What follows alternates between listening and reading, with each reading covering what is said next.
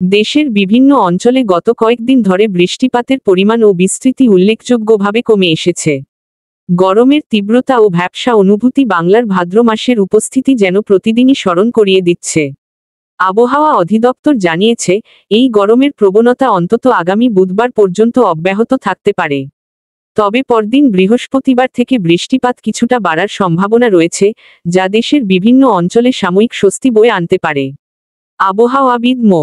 তরিফুল নেওয়াজ কবির জানান, মঙ্গলবার এবং বুধবার বৃষ্টির প্রবণতা আরও কম থাকবে। তবে বৃহস্পতিবার থেকে বৃষ্টি বাড়তে পারে এবং তা 16 সেপ্টেম্বর পর্যন্ত চলতে পারে।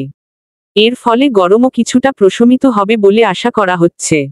আবহাওয়ার পূর্বাভাস অনুযায়ী মঙ্গলবার রংপুর, ময়মনসিংহ, চট্টগ্রাম ও সিলেট বিভাগের বেশ কিছু এলাকা এবং রাজশাহী, ঢাকা, খুলনা ও বরিশাল বিভাগের দু-এক জায়গায় অস্থায়ীভাবে দমকা হাওয়াসহ হালকা থেকে মাঝারি ধরনের বৃষ্টি কিংবা বজ্রসহ বৃষ্টি হতে পারে।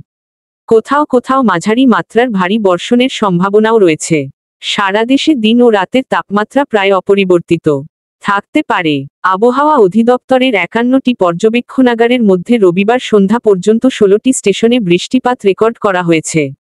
সর্বশেষ 24 ঘন্টায় দেশের মধ্যে সবচেয়ে বেশি বৃষ্টি হয়েছে সিলেটে 60 মিলিমিটার। ঢাকায় এ সময় বৃষ্টিপাত হয়েছে 29 মিলিমিটার।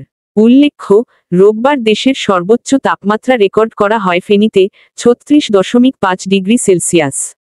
ঢাকায় রেকর্ড করা সর্বোচ্চ তাপমাত্রা ছিল 33.7 ডিগ্রি সেলসিয়াস।